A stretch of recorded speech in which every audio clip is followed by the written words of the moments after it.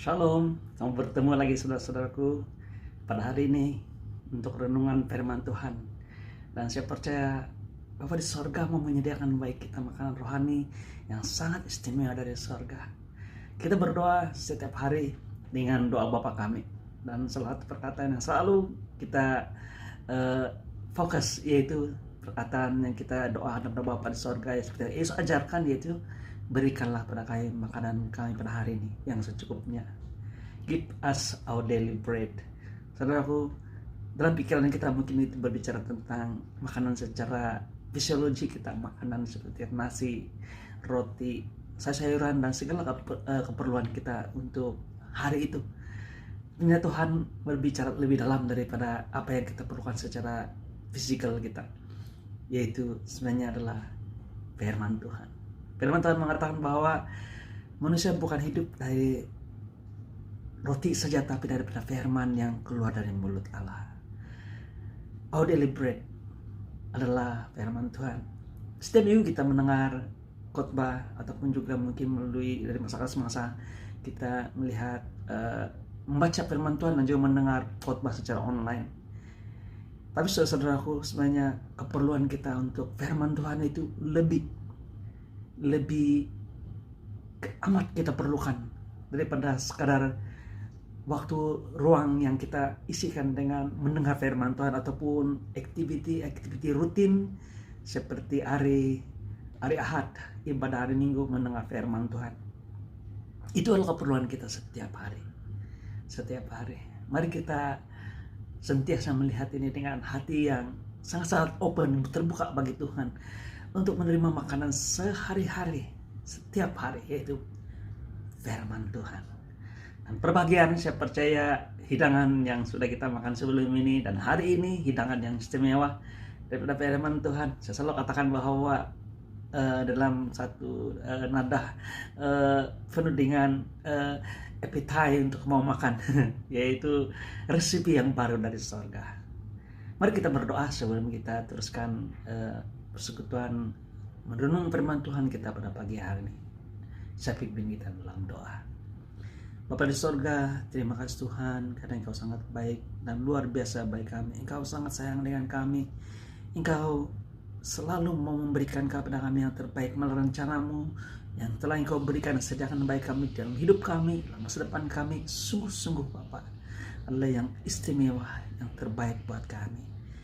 Beri kami melihat Bapa di sorga melalui firman Tuhan, melalui perkataan-Mu Tuhan, roti hidup yang Engkau beri pada kami, bukannya pada hari ini tapi pada setiap kali ketika kami merenung firman Tuhan, supaya dapat melihat kasih sayang Tuhan kepada kami dan bagaimana Tuhan menyediakan baik kami segala keperluan kami dan meyakinkan kami keberadaan kami yang sungguh sudah penuh dengan segala keperluan kami di dalam nama Kristus Yesus, di dalam tubuh Kristus Yesus. Bersorga, terima kasih melalui firman Tuhan pada pagi hari kami Engkau segarkan dan kami dapat melihat dengan benar apa yang Engkau katakan tentang kami, terutama dalam keadaan kami, hidup kami pada waktu-waktu ini. Terima kasih Tuhan berbicara di tengah-tengah kami. Dalam nama Yesus kami berdoa. Amin. Saudaraku, Tuhan sangat sayang dengan kita. Tuhan mau menyediakan baik kita segala keperluan kita. Malah Tuhan sudah menyediakan bukannya pada hari ini, tapi masa depan kita. Firman Tuhan mengatakan bahwa masa depan kita penuh dengan pengharapan di dalam Kristus Yesus. Karena apa yang sudah dilakukan di kayu salib itu adalah satu menyediakan baik kita ataupun prepare for us, for our life, untuk kehidupan kita, bukan hanya pada hari ini tapi pada setiap dan sepanjang hidup kita. Malah yang lebih luar biasa, menyediakan baik kita, apa yang kita perlukan, yang disediakan baik kita di dalam kehidupan kita, di dalam kekekalan bersama dengan Dia. Wah, luar biasa. Tuhan sangat baik dengan kita. Dan saya percaya pada hari ini Tuhan mau bicara dengan kita, mau mengatakan sesuatu pada kita, mau menyatakan isi hatinya kepada kita. Mungkin saudaraku ada yang bertanya dan mungkin juga menyatakan ini bahwa jikalau Tuhan berserta dengan saya, mengapa saya mengalami segala problem, cabaran, malah masalah dalam kehidupan saya.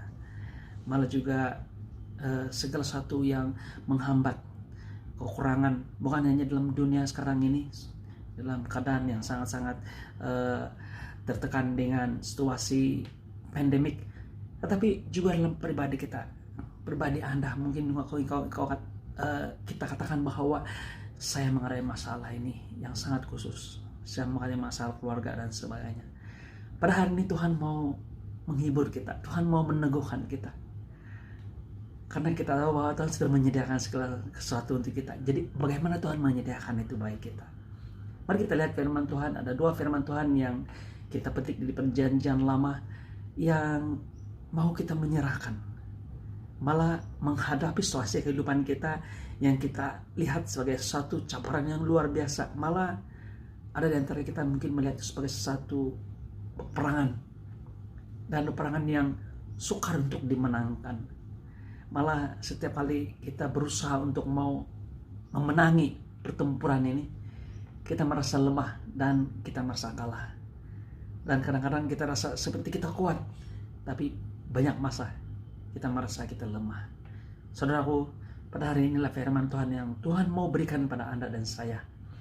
Mau teguhkan kita, mau kita melihat dengan mata rohani dan memiliki satu perspektif yang benar. Bagaimana dengan identitas kita, keadaan yang kita alami pada saat-saat ini.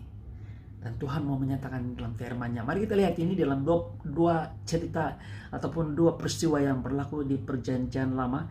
Yang pertama dalam peristiwa Daud, dan yang kedua nanti kita lihat satu lagi, yaitu yang dialami oleh Raja Yosafat.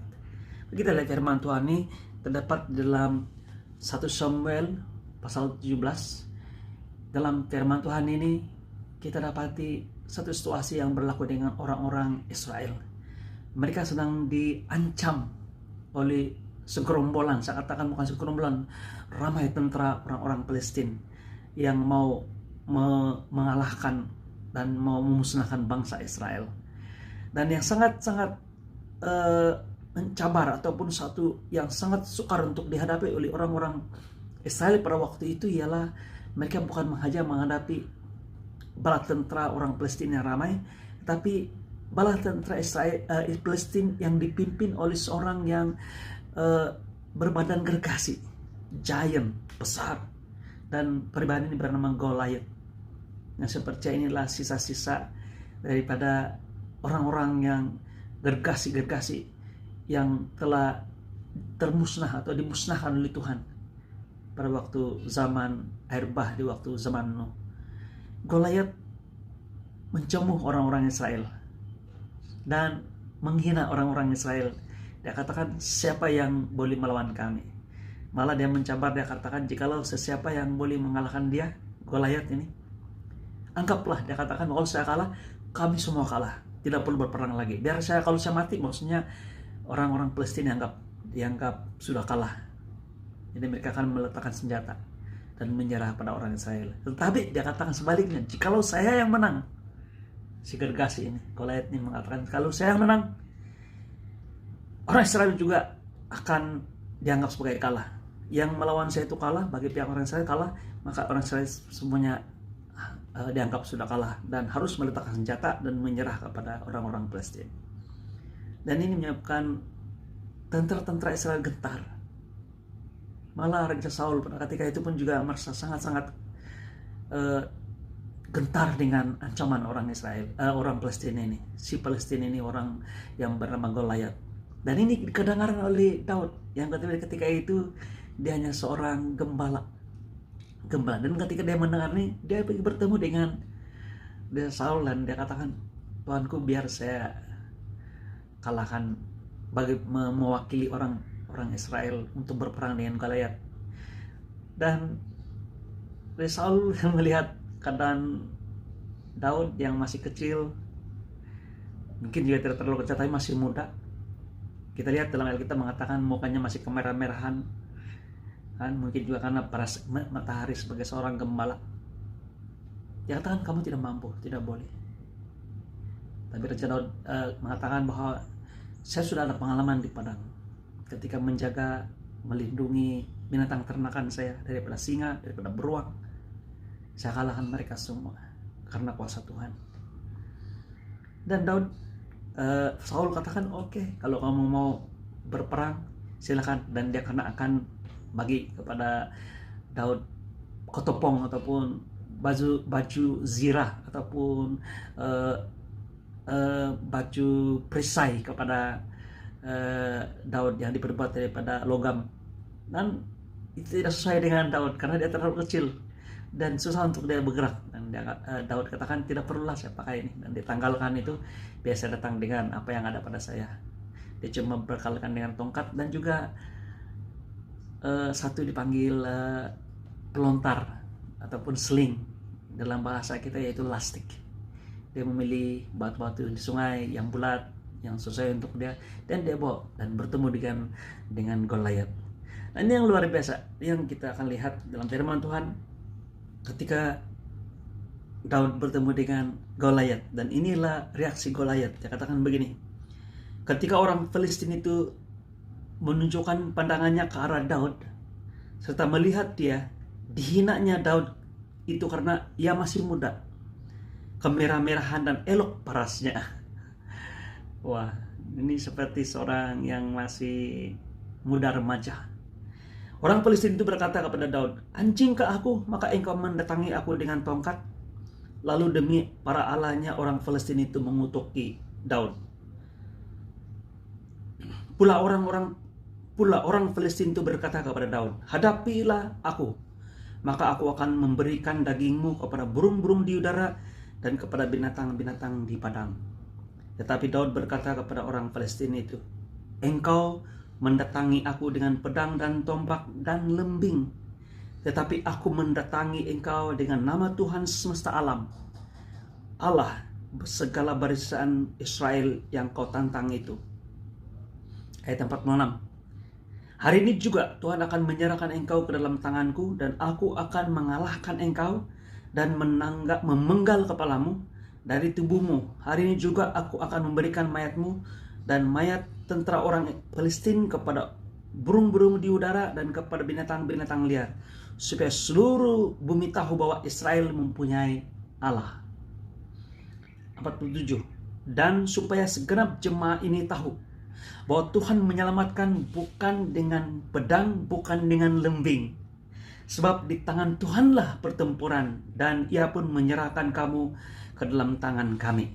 Saudaraku, dalam bahasa Inggris dia katakan begini, ayat 47, "And all this assembly shall know that the Lord saveth not with sword and spear, for the battle is the Lord, and He will give you into our hands." Dia katakan, the battle is the Lord.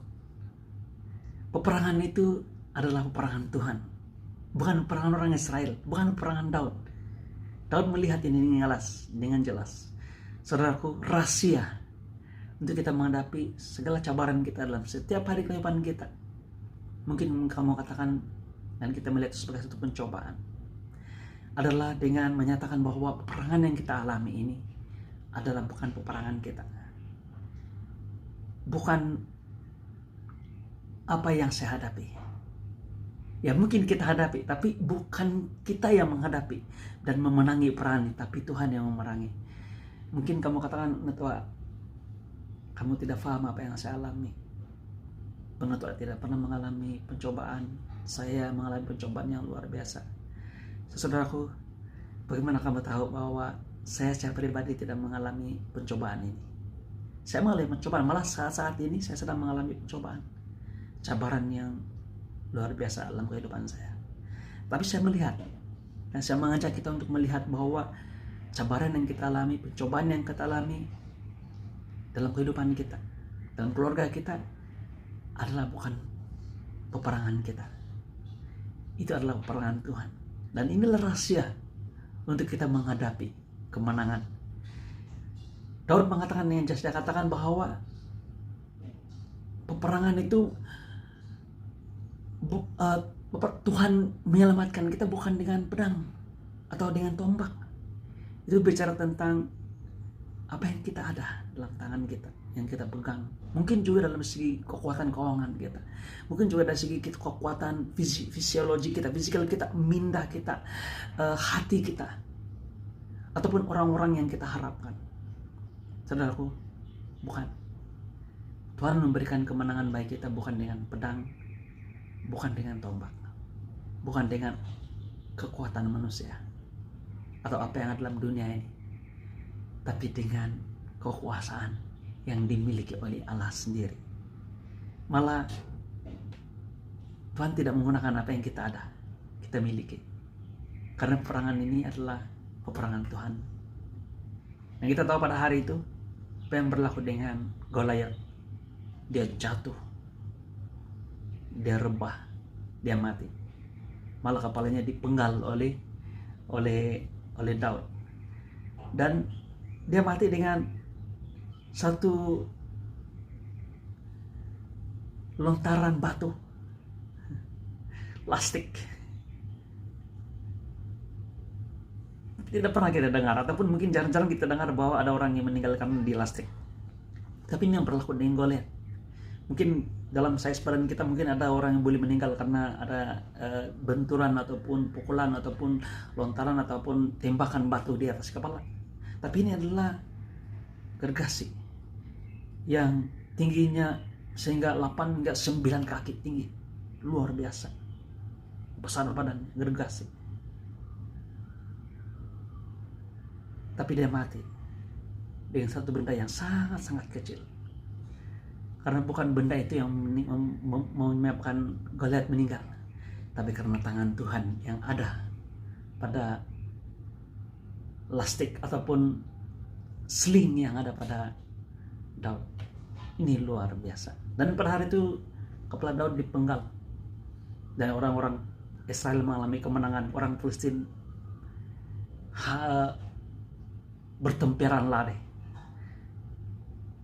karena mereka ketakutan dengan orang-orang Israel.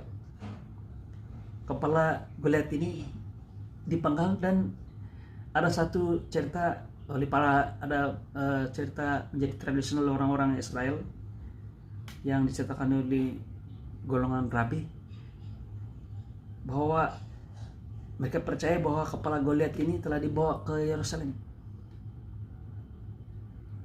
dan dikuburkan satu tempat, dan dimakan bukit Goliat. Dan melalui proses masa dia panggil nama bukit itu, gunung itu berubah menjadi Golgayat. Akhirnya menjadi perkataan Golgota, di mana 2000 tahun yang lalu Yesus sendiri telah memenggal kepala si iblis. Malah dia perkataan yang tepat ialah menginjak dan menghancurkan kepala iblis di atas kayu salib, ketika dia mati dan bangkit untuk Anda dan saya. Haleluya.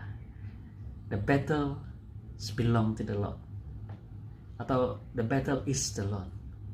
Perangan itu adalah peperangan Tuhan.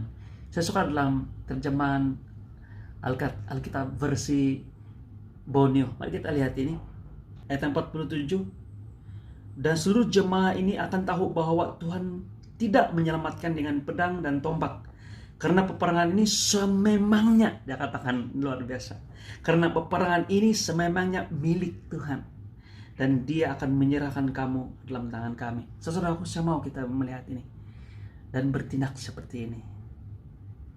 Salah satunya tindakan ataupun usaha yang kita buat untuk menghadapi percobaan peperangan dalam kehidupan kita, yaitu menyerahkan milik peperangan ini kepada Tuhan. Kita katakan, Tuhan, peperangan yang saya alami ini mungkin satu tabiat yang buruk yang susah kita mau tanggalkan, ataupun juga mungkin sesuatu yang kita hadapi dari luar, dari pekerjaan iblis di luar sana melalui manusia ataupun situasi sekeliling kita. Mungkin juga amarah di dalam diri kita, seperti penyakit dan sebagainya. Tapi kita katakan, Tuhan, saya menyerahkan peperangan ini. Tuhan yang berperang bagi pihak saya. Tuhan yang berperang, karena peperangan ini bukan saya punya. Ini peperangan Tuhan. Saya mau rest di hadapan Tuhan. Satu dari peristiwa yang sangat luar biasa berlaku di dalam perjanjian lama. Bagaimana kita menghadapi peperangan ini dalam kasih karunia Tuhan, kemurahan Tuhan. Bukan kita, tapi apa yang Tuhan telah selesaikan di kayu salib buat kita. Yaitu seorang raja bernama Raja Yosafat. Dia adalah keturunan Raja Daud. Mereka menghadapi satu keadaan situasi yang sangat mengancam. Mereka dikepung. Malah kota Yerusalem sudah mulai dikepung dan mereka mengalami ancaman untuk dibinasakan. Dan mari kita lihat ini, yaitu terdapat dalam 2 Tawarik pasal yang ke-20. Ayat yang ke-12 dia katakan begini, "Ya Allah kami, tidakkah engkau akan menghukum mereka? Karena kami tidak mempunyai kekuatan untuk menghadapi laskar yang besar ini yang datang menyerang kami. Kami tidak tahu apa yang harus kami lakukan, tapi mata kami tertuju kepadamu." Nah, ini ada satu quality yang ada pada Yosafat dalam keadaan menghadapi situasi yang luar biasa ini. Dia katakan kami tidak boleh buat apa-apa. Laskar ini sangat tentara, mereka sangat ramai. Tapi mata tertuju kepadamu. Ketika dia mengatakan begitu, apa yang berlaku ialah Tuhan berbicara di tengah-tengah orang-orang Israel melalui seorang imam Lewi yang bernama seorang Lewi dari Bani Asaf. Dia dihinggap, dia katakan sini ayat yang 14, lalu Hazael bin Zakaria bin Benaya bin Matanya, seorang Lewi dari Bani Asaf, dihinggap roh Tuhan di tengah-tengah jemaah dan berseru. Dia katakan begini, "Camkanlah hai seluruh Yehuda dan penduduk Yerusalem dan tuanku Raja Yosafat, beginilah firman Tuhan kepadamu, janganlah kamu takut dan terkejut karena laskar yang besar itu, sebab bukan kamu yang berperang melainkan Allah." Oh, luar biasa. Dia katakan begini, "Camkanlah hai seluruh Yehuda dan penduduk Yerusalem dan tuanku Raja Yosafat, beginilah firman Tuhan kepadamu, janganlah kamu takut dan terkejut karena laskar yang besar ini, sebab bukan kamu yang akan berperang melainkan Allah." Dia tidak katakan jangan takut, jangan terkejut dengan laskar, jumlah laskar yang sedikit ini, tidak. Dia katakan yang besar ini. Memang masalah itu ada, ancaman itu benar, tapi dia katakan sebab bukan kamu yang akan berperang melainkan Allah. Saya suka mau melihat ini dalam terjemahan King James Version. Dia katakan begini,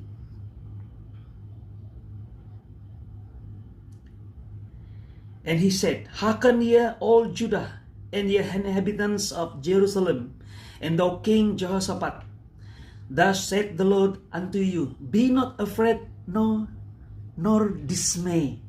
Dia katakan, "By reason of these great multitudes," bukan kecil, great multitude, tentara yang besar, "for the battle is not yours, but God's." Dia bilang, peperangan ini adalah peperangan Tuhan. Saudaraku, mari kita lihat ini melalui apa yang dilihat oleh Daud dan dilihat oleh Yosafat. Karena apa yang seorang Lewi dari Bani Asaf ini mengatakan kepada raja dan jemaah orang-orang Israel. Dia katakan, roh Tuhan berbicara, peperangan ini adalah peperangan Tuhan. Jangan takut dengan masalah yang besar sedang kita hadapi. Dalam konteks orang Israel, dia katakan tentara yang ramai itu. Untuk Anda dan saya, jangan takut, jangan terkejut dengan apa yang kita hadapi. Jangan gentar, karena peperangan ini adalah peperangan Tuhan. Tuhan yang akan berperang. Dan kita tahu Tuhan Yesus telah menang ketika dia mati di kayu salib 2000 tahun yang lalu untuk Anda dan saya. Iblis mengira bahwa mereka telah mengalahkan Yesus, anak tunggal Bapa. Mereka mulai bergembira, dia katakan, "Oh, kita telah membunuh juru selamat yang diharapkan oleh manusia." Tapi pada hari ketika dia bangkit, malah sebelum dia bangkit, ketika darahnya tercurah, iblis baru perasan yang sebenarnya dia telah mengalami kekalahan. Dia telah mengalami kekalahan, bukan kekalahan tapi kekalahan yang total. Karena peperangan yang dimenangkan oleh Yesus, dimenangkan oleh Yesus di kayu salib. Dengan kematiannya, darahnya tertumpah bagi Anda dan saya. Sehingga segala siasat iblis, segala usaha iblis dihancurkan di dalam nama Yesus Kristus. Saudaraku, inilah firman Tuhan kita untuk pada hari ini. Jangan takut, jangan gentar. Kita menghadapi Tuhan dan katakan kepada Dia bahwa apa yang saya alami pada hari ini, baik pencobaan, mungkin kamu katakan this is the battle, peperangan yang luar biasa, dan serahkan itu kepada Tuhan. Adalah milik Tuhan sendiri. Kita menghadapi pencobaan yang sudah dimenangkan dalam Kristus Yesus. Wah, luar biasa. Dan ini menguatkan saya, dan saya percaya menguatkan kita semua. Apapun yang sedang kita hadapi, mungkin orang lain tidak paham, tidak mengerti, tapi Bapak mengerti. Dan Dia katakan pada hari ini, datang kepadaku, rest, berusaha untuk tenang di kakiku, karena aku yang menghadapi segala cabaran, segala peperangan yang sedang engkau hadapi, dan aku telah menang. Haleluya, haleluya. Mari kita berdoa. Bapak Surga, terima kasih Tuhan, karena Engkau sangat baik, luar biasa dengan kami. Engkau memberikan kami makanan yang sangat luar biasa pada hari ini. Engkau meyakinkan kami, memberikan firman-Mu, bahwa peperangan yang sedang kami hadapi dalam kehidupan kami setiap hari, mungkin dalam keluarga kami, dan peperangan ini luar biasa bagi kami. Tapi pada hari kami lihat bahwa peperangan ini bukan peperangan kami, tapi adalah kepunyaan Tuhan, milik Tuhan. Dan apa yang menjadi milik Tuhan kami kembalikan dan serahkan kepada Tuhan. Kami tidak mau ditipu oleh iblis bahwa kami yang harus berusaha, kami yang harus menghadapi dan membayar harga. Tapi kami percaya pada hari ini kami mau rest, duduk tenang di kaki Tuhan, dan menyerahkan segala cabaran yang sedang kami alami, pencobaan, peperangan yang kami sedang alami, malah mungkin dalam bentuk fisikal, kesakitan yang kami perlukan kesembuhan, kami serahkan kepada Tuhan. Tuhan yang berperang bagi kami, dan Tuhan memenangkan semua bagi kami. Pada hari ini Tuhan berbicara pada kami. Kami mau terima ini dengan iman, supaya kami jangan takut, jangan terkejut dengan apa yang sedang kami hadapi, karena peperangan ini adalah milik Tuhan. Terima kasih Bapa di sorga. Terima kasih Yesus. Haleluya. Dalam nama Yesus kami berdoa. Amin. Saudaraku, sampai kita bertemu lagi, Tuhan memberkati Anda dan saya dengan kebenaran firman Tuhan yang membebaskan kita ini. Kemurahan Tuhan. Kita tahu bahwa kita mengalami kemenangan demi kemenangan setiap dalam kehidupan kita, karena rasanya bukan kita yang memenangkannya, bukan kita yang menghadapinya, tapi karena Kristus Yesus. Bapa di sorga, dalam Kristus Yesus yang berperang bagi Anda dan saya. Saudaraku, serahkan semuanya kepada dalam tangan Tuhan. Kemurahan Tuhan, kasih karunia, damai sejahtera Tuhan, Bapa kita di sorga, dalam Yesus Kristus menyertai kita senantiasa sampai akhir zaman. Amin.